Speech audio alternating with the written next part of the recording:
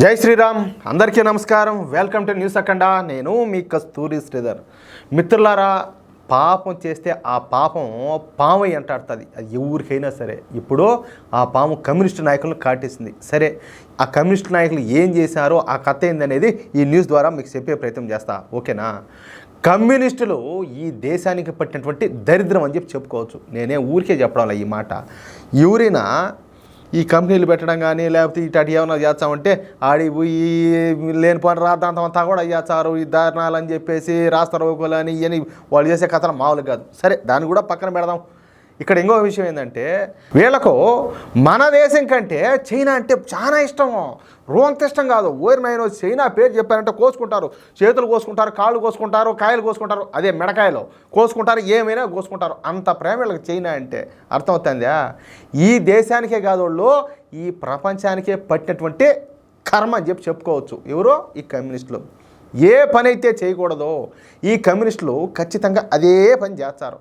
సాంప్రదాయ సమాజానికి వ్యతిరేకంగా పోతూ ఉంటారు. అసలు వీళ్ళు చేసే పనులు చూస్తే వీళ్ళ కమ్యూనిస్టులు అని చెప్పేసి ముక్కు మీద ఏలేసుకోవాలి. అట్టుంటాయి వీళ్ళు చేసే పనులు. అటు పశ్చిమ బెంగాల్లో కానీ, ఇటు కేరళలో కానీ, లేదా త్రిపురలో కానీ వీళ్ళు చేసేటువంటి దారుణాలు అన్నీ ఇన్ని కావు. చాలామందికి తెలియని విషయం ఏంటంటే, కమ్యూనిస్టులు పరిపాలించిన పశ్చిమ బెంగాల్లో ఎన్ని హత్యలు జరిగినాయో ఎవరికి కూడా తెలీదు. అంటే అంతే వాళ్ళు పరిపాలించినటువంటి కాలంలో సుమారుగా, అంటే ఒక అందాజుగా 3000 మంది హత్యకు గురైనారని చెప్పేసి ఒక అంచనా. ఇది కేవలం మినిమం మాత్రమే, అంటే ఒక అందాజు మాత్రమే. ఇది ఎగ్జాక్ట్ ఫిగర్ అయితే లేదు. అంతెందుకు, ఇప్పుడు కేరళలో ఈ కమ్యూనిస్టులే రాజ్యం వెళ్తారు. అంటే అక్కడ వాళ్ళ అధికారంలో ఉండేది వీళ్ళే. 2016లో కేరళ రాష్ట్రంలో కమ్యూనిస్టులు గెలవగానే దాదాపు 5 హత్యలు జరిగినాయి. చనిపోయిన వాళ్ళంతా కూడా హిందూ యాక్టివిస్టులో లేక భారతీయ జనతా పార్టీ మద్దతుదారులు కావడం ప్రతి ఒక్కరు కూడా గుర్తించుకోవాల్సిన విషయం. అర్థమవుతుందా? 2016 నుంచి 2019 వరకు మన హిందువులను కూరగాయలు తరిగినట్టు తరిగి పారేశారట్టే.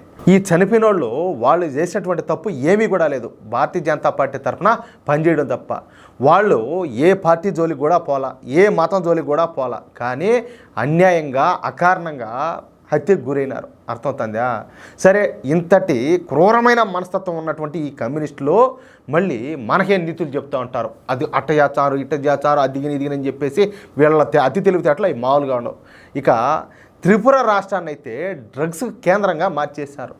కమ్యూనిస్టులు పరిపాలించినటువంటి పశ్చిమ బెంగాల్, కేరళ, త్రిపుర రాష్ట్రాల్లో ఎంతమంది హిందువులను పొట్టన పెట్టుకున్నారో, ఎంతమంది ఆడవాళ్ళ ఊసులు తీసుకున్నారో దేవుడికే తెలియాల.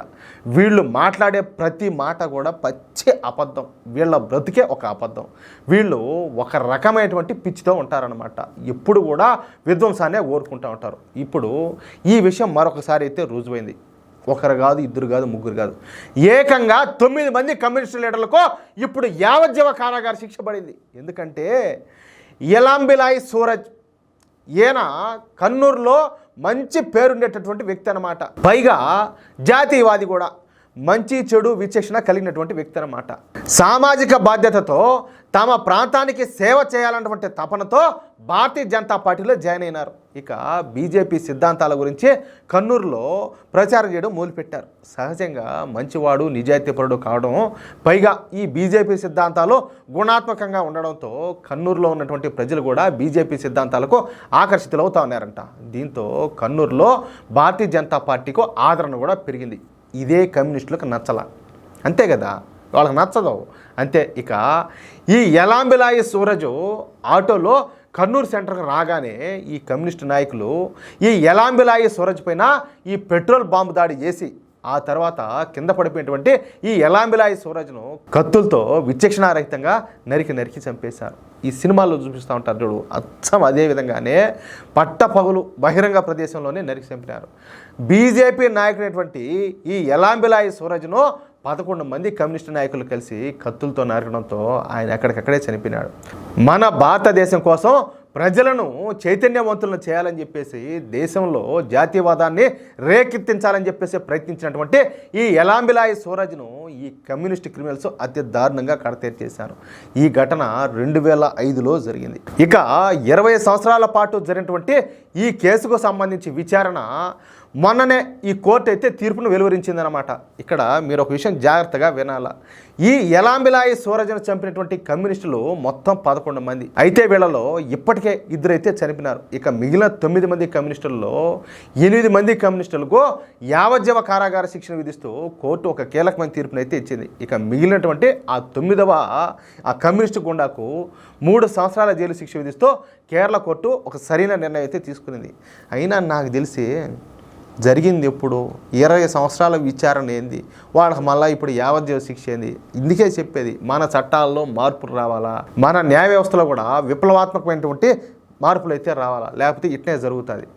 ఏంది ఈ దారుణం? సరే కోర్టు తీర్పు ఇచ్చింది, సరే ఎన్ని ఏళ్ళకో ఎప్పటికంటాలి? ఇందిరా స్వామి మారున్నది. కానీ ఇలాంటి కేసులు కేరళలో ఇంకా కనీసం 150కి పైగా ఉన్నాయి. అందుకే కేంద్ర ప్రభుత్వం కేరళ విషయంలో చాలా ఖచ్చితంగా కఠినంగా ఉంటుంది. ఎక్కడ దొరికితే అక్కడ నొక్కటానికే కేంద్ర ప్రభుత్వం సిద్ధంగా ఉండాలి. అయితే ఇక్కడ ఒక విషయం ఏందయ్యా అంటే, అమిత్ షా గారు హోంశాఖ మంత్రి కాకముందు వరకు కేరళలో విపరీతంగా మన హిందూ యాక్టివిస్టులపైన హత్యలు అయితే జరుగుతున్నాయి. కానీ అమిత్ షా గారు వచ్చినప్పటి నుంచి కేరళలో ఈ హత్యలు అయితే తగ్గిపోయినాయి. ప్రస్తుతానికి చెప్పాలంటే ఆగిపోయినాయి కూడా. అయినా మన వాళ్ళకు ముందు సిగ్గుండాల. కనీసం ఓటు వేయడానికి కూడా వీళ్ళకి తీరికుండదు. ఇప్పుడు ఎలక్షన్స్ వచ్చినాయనుకో, ఒరే స్వామి పోయి ఓటేయండి రా నాయన, ఒక మంచి పార్టీని సెలెక్ట్ చేసుకోండి, ఒక మంచి నాయకుడిని సెలెక్ట్ చేసుకోండి, పోయి ఓటేయండి అంటే వీళ్ళు ఇంట్లో కూర్చొని సినిమాలైనా చూస్తూ ఉంటారు, లేకపోతే వాళ్ళ వ్యక్తిగత పనులు చూసుకుంటూ ఉంటారు, లేకపోతే ఇంకోటైనా చేస్తారు. కానీ వీళ్ళకి ఓటు వేయాలంటే యాళ్ళేని బంధకం. మళ్ళీ వీళ్ళు ఓట్లు వేసినా కూడా ఎవరికి వేస్తారు? ఎవరైతే దేశ వ్యతిరేక శక్తులు ఉంటారో, ఎవరైతే హిందూ వ్యతిరేక శక్తులు ఉంటారో వాళ్ళకే ఓటేస్తారు. అంటే ఈ దేశాన్ని ముక్కలు చేయాలనుకునే వాళ్ళకే ఓటేస్తారు. ఆ గెలిచిన వాళ్ళకి వచ్చేసి మన దేశం మీద ప్రేమ ఉండదు. ఏమే వాళ్ళు పోయి పక్క దేశాల వాళ్ళ ప్రేమిస్తూ ఉంటారు, పాకిస్తాను, చైనాను అటు వాళ్ళని గెలిపిస్తే ఇంకా నీకేం మేలు చేస్తారు? ఎవళ్ళు ఈ దేశాన్ని ఎంత మాత్రం డెవలప్ చేస్తారో చెప్పుకుంటా పోతే ఈ చండాలం చాలానే ఉండాలి. ముందు మార్పు రావాల్సింది, సిగ్గు తెచ్చుకోవాల్సింది మనం. ముందు మనలో కనుక మార్పు వచ్చిందనుకో అంతా కూడా బాగానే ఉంటుంది. అది విషయం. అయితే మిత్రులారా, ఈ న్యూస్ కనుక మీకు నచ్చినట్లయితే ఖచ్చితంగా ఈ న్యూస్ నలుగురికి షేర్ చేయండి. అదేవిధంగా ప్రతి ఒక్కరు కూడా మీ యొక్క అమూల్యమైన అభిప్రాయాలను ఖచ్చితంగా కామెంట్ రూపంలో తెలియజేయండి. అలాగే ఇంతవరకు మీరు కనుక మన ఛానల్ని సబ్స్క్రైబ్ చేసుకున్నట్లయితే ప్రతి ఒక్కరూ మన ఛానల్ సబ్స్క్రైబ్ చేసుకోండి, సపోర్ట్ చేయండి ప్లీజ్. జై శ్రీరామ్.